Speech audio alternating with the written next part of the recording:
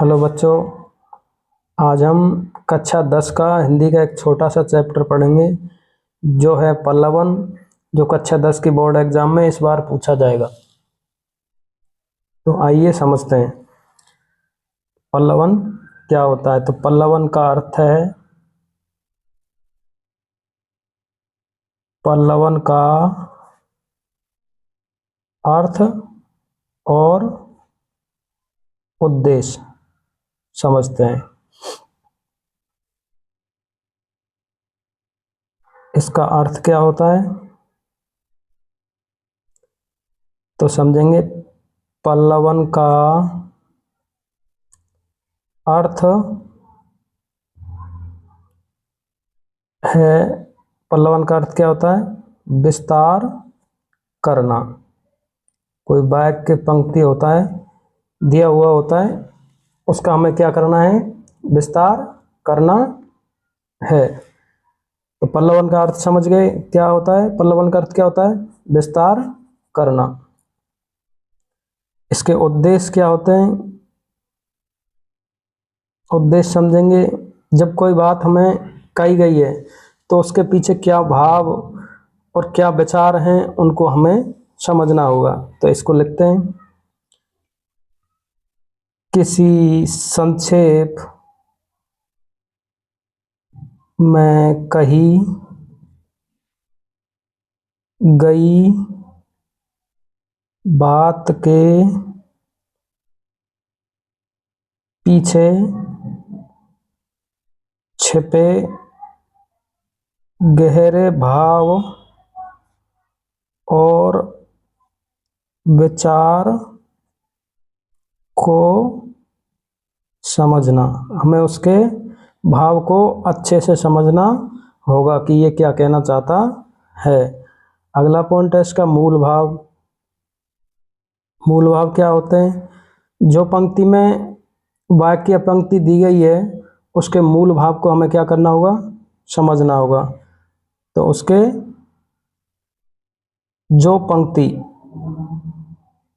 पंक्ति में दी गई है उसी के मूल भाव को समझना, यह हमको समझना होगा। अगला पॉइंट इसका समझेंगे, विस्तार करना। विस्तार करना तो उस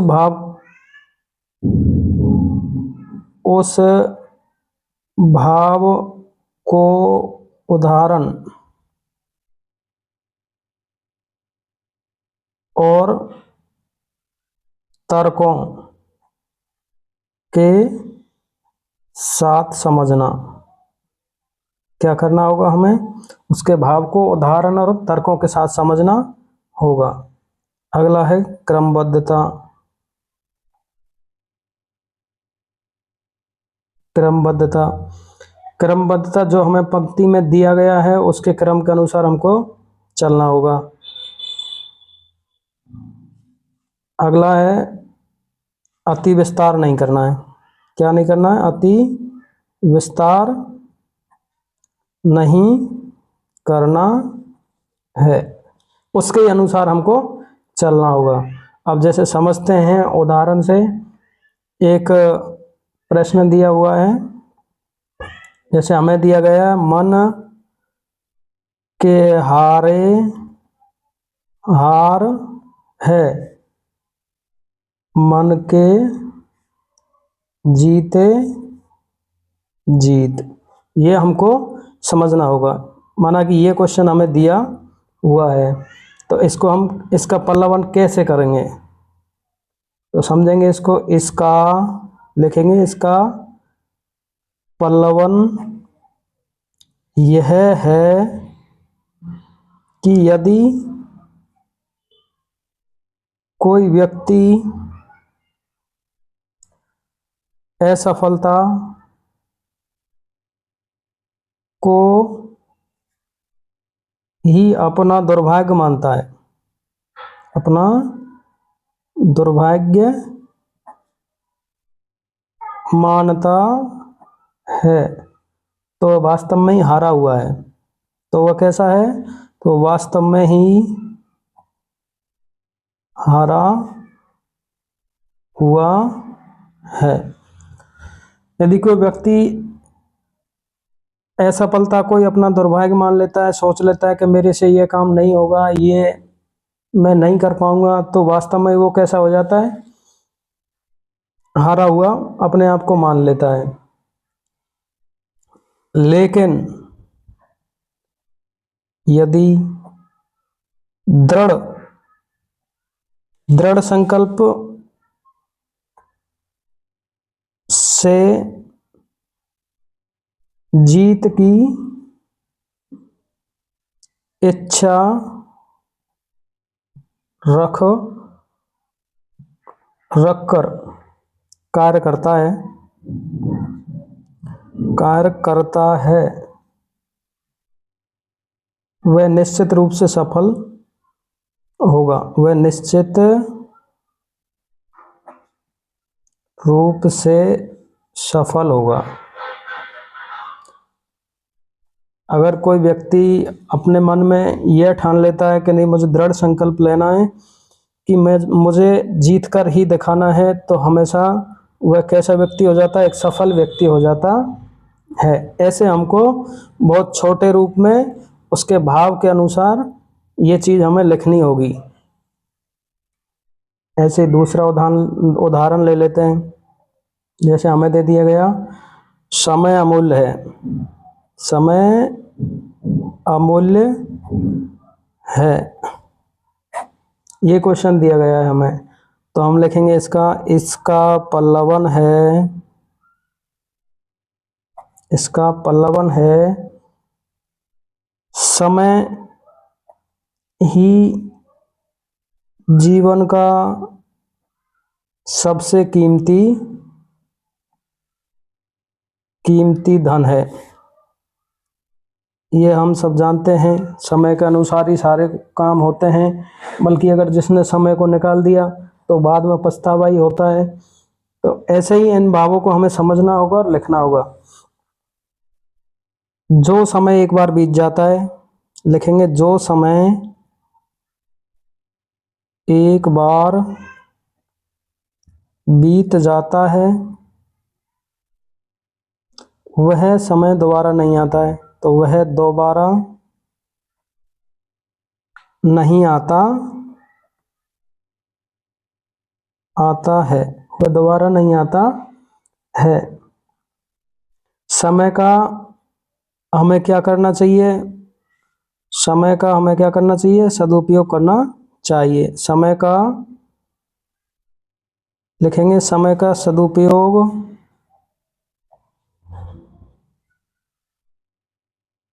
करने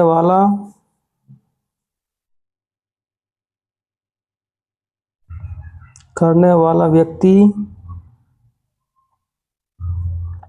समय का सदुपयोग करने वाला व्यक्ति जीवन में सफलता प्राप्त करता है। सफलता प्राप्त करता है। जो व्यक्ति समय को पहचान लेता है, समय के अनुसार चलता है, समय के अनुसार सारे काम करता है, तो अब वह व्यक्ति अपने आप में के जीवन में क्या हो जाता है? सफल हो जाता है। ये चीज़ हम समझते हैं। अगर हम बोर्ड एग्जाम के समय पढ़ेंगे तो कुछ नहीं होगा। अगर हम शुरू से उस चीज़ को सीखते हुए आ रहे हैं, उसको हमने दृढ़ संकल्प ले रखा है कि अच्छा हमें मार्क्स लेके आने हैं, तो हमें पहले से ही इसकी तैयार रहना पड़ेगा। ऐसे आगे लिखेंगे हम इसमें, अतः हमें समय का महत्व समझकर उसका क्या करना चाहिए? उसका सम्मान करना चाहिए। सम्मान करना चाहिए। समय का हमें क्या करना चाहिए?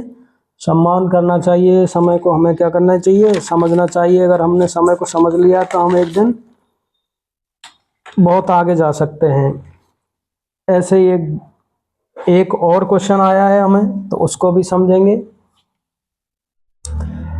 जैसे दिया है, कर्म प्रधान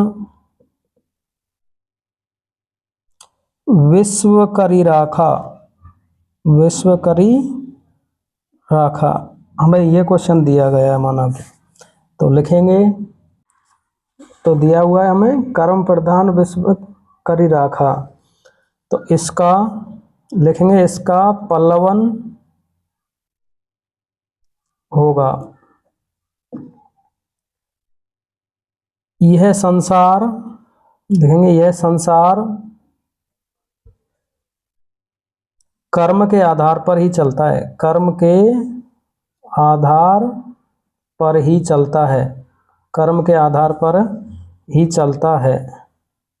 अगर आपके कर्म सही हैं तो आपको आगे से आगे रास्ता खुले हुए मिलेंगे, लेकिन अगर आपके कर्म खराब हुए तो आपके रास्ते बंद हो सकते हैं। एक कहावत भी कही गई है कि जैसा करोगे वैसा भरोगे।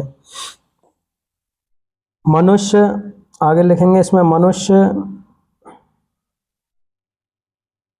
जैसा कर्म करता है, जैसा कर्म करता है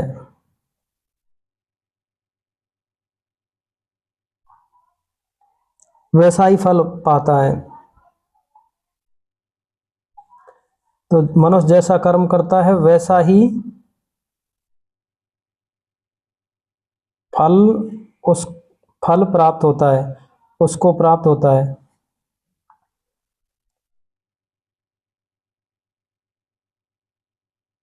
प्राप्त होता है, जैसा कर्म करेंगे वैसा ही आपको क्या मिलेगा, फल। केवल भाग्य के भरोसे, भाग्य के भरोसे बैठने से जीवन में सफलता नहीं मिलती। कई बार हम सोचते हैं कि जो भाग्य में लिखा हुआ होगा वह मिल जाएगा, लेकिन जो लिखा है उसको पाने के लिए हमें कर्म भी करने पड़ते हैं। अगर आप नहीं पढ़ोगे तो आप एग्जाम में कैसे पास होंगे, ये भी हमें सोच लेना चाहिए एक बार।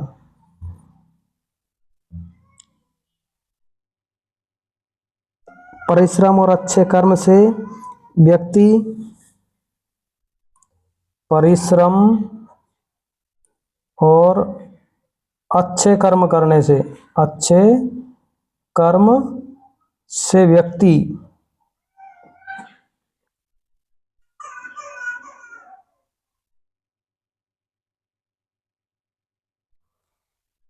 परिश्रम और अच्छे कर्म से व्यक्ति उन्नति या सफलता प्राप्त करता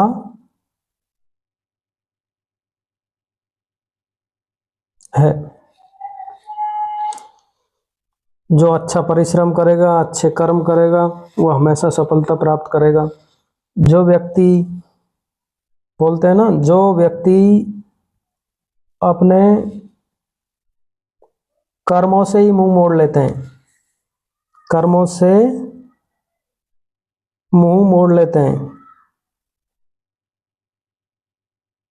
मोड़ लेता है, वह जीवन में वह जीवन में हमेशा पीछे रह जाता है, पीछे रह जाता है। इसलिए विश्व को कर्म प्रधान कहा गया है।